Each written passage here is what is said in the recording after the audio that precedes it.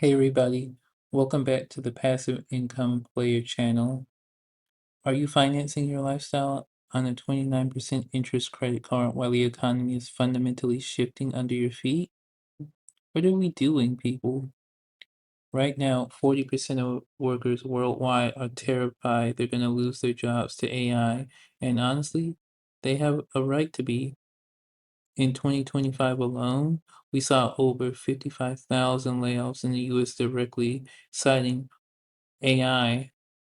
Amazon cut 15,000. Salesforce gutted their customer service team because AI agents are now doing half the work. This isn't some futuristic sci fi movie. The house is on fire, but instead of grabbing a bucket of water, most people are pouring gasoline on it by pretending it's not happening, swiping their cards like toddlers, and hoping their bosses didn't notice that ChatGPT can write their weekly reports faster than they can. I'm the passive income player. I'm a software engineer, and over my career, I've built systems for CEOs, doctors, judges, and Goldman Sachs traders. I've seen how people at the very top of the food chain view technology, and I'm telling you right now, they do not view AI as a job killer. They view it as the greatest leverage machine ever invented. Today, we are going to do a financial and career audit. We are going to look at the math because math doesn't care about your feelings, like Caleb Hammer says. I'm going to show you why panicking about AI is the exact mechanism that transfers wealth from you to the people who are paying attention. And I'm going to show you exactly how to stop trading your irreplaceable labor for a paycheck and start building assets. That means software, businesses, income streams that pay you even when you're sleeping. Okay, let's get into it. So, why do most people feel like they're drowning now? You make about 85 a year. You think you're doing okay, but you have a 25K auto loan for a car you financed at 8% because you thought you deserved a reliable vehicle. You have 40K in student loans for a degree that AI is currently making obsolete. And you have 8 grand in credit card debt because you treat predictable expenses like Christmas or car registration as emergencies. You don't have a car, you have a reliable anchor dragging you to the bottom of the ocean.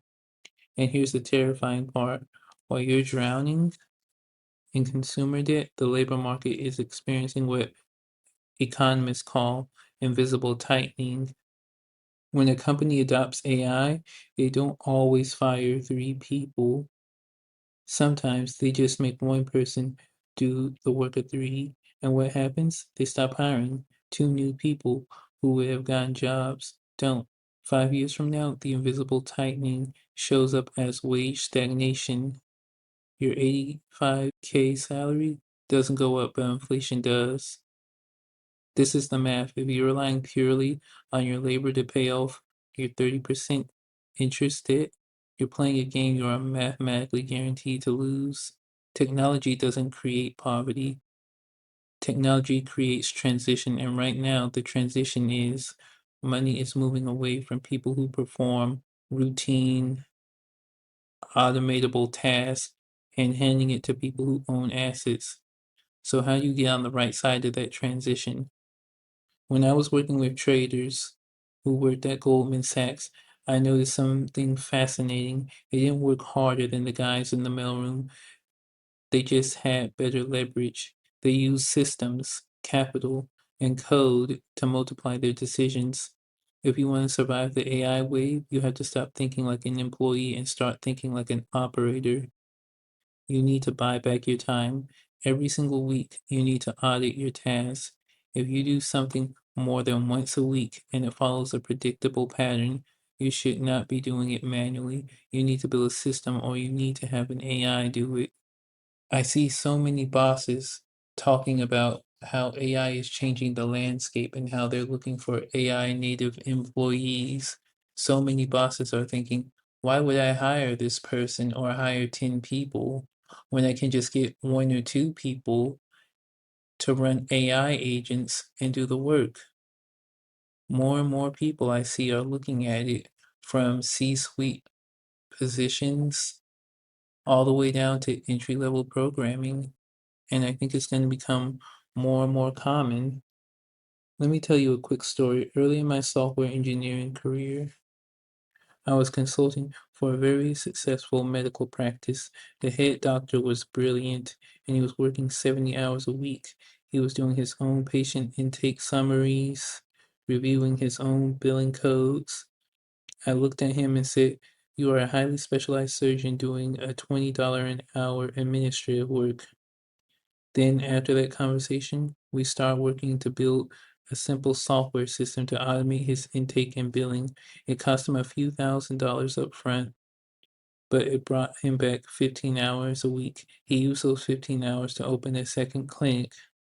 That is what AI is doing right now.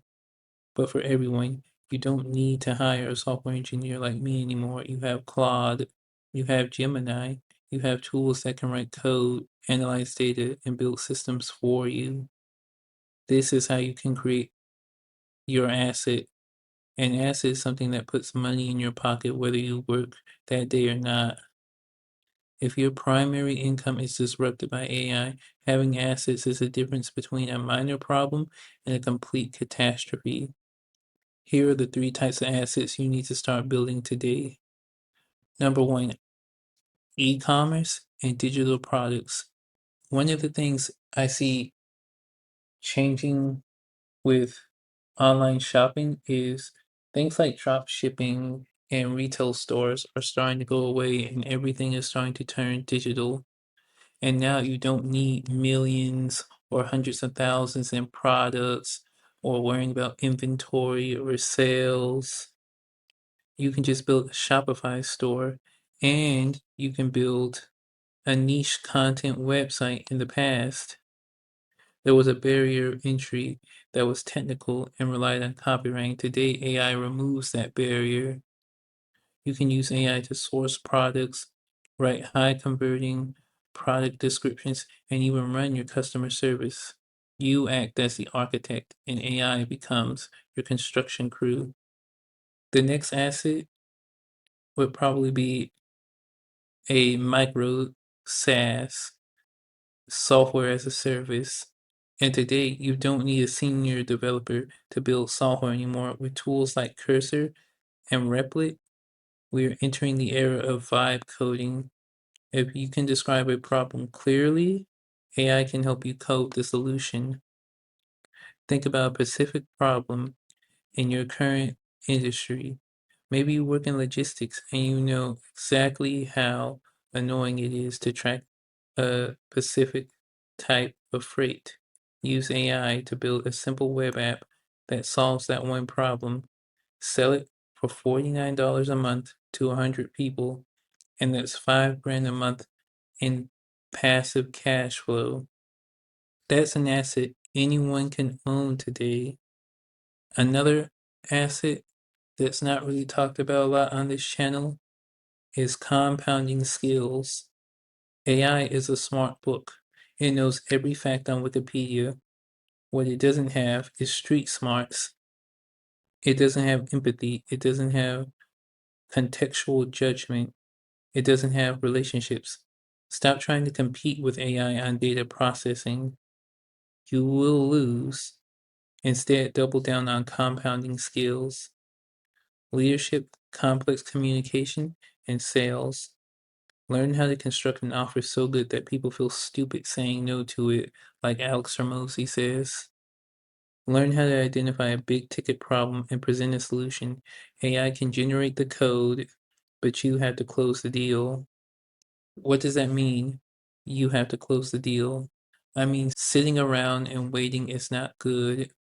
Panic is the enemy of good choices and good decisions. AI anxiety is causing people to freeze, to stop investing, to stop trying. Fear is the mechanism by which wealth transfers from people who react emotionally to people who think clearly. I want you to think clearly and not react emotionally. Here's your hammer plan for the AI economy. First, stop the bleeding. Get your finances in order. Try and accumulate a financial buffer, 3 to 6 months of expenses in a high yield savings account. You cannot make strategic career decisions if you are terrified of missing the next month's rent. Second, audit your job. Are the skills you use every day becoming more valuable as AI improves or less valuable? If it's less, you need to pivot immediately. Third, start building one asset, just one. Open a Shopify store, build a simple automation, create a piece of software, use AI to do the heavy lifting, but make sure you own the output. You have a window of opportunity right now where tools are incredibly powerful, but most people are too scared or too lazy to use them properly.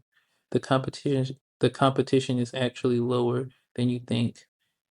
If you want to know exactly how to start building these systems, how to use AI to buy back your time and build assets that actually generate cash flow, hit the subscribe button.